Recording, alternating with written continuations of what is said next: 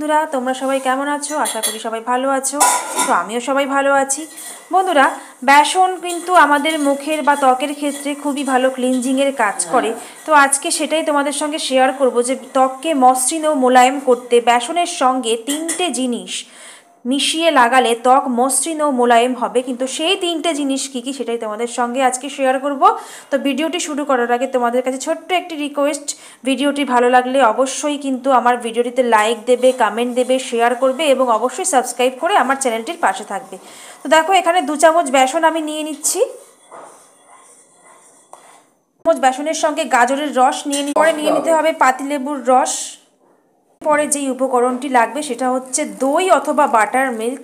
তো এখানে আমি দই নিয়ে নিয়েছি। এবার দেখো, এই 4টি মিশ্রণকে একসঙ্গে মিক্স করে আমি আমার স্কিনে অ্যাপ্লাই করেছি। তোমরাও কিন্তু অবশ্যই অ্যাপ্লাই করবে। এটি কিন্তু স্কিনকে প্রথমেই বললাম খুব ফর্সা গ্লোয়িং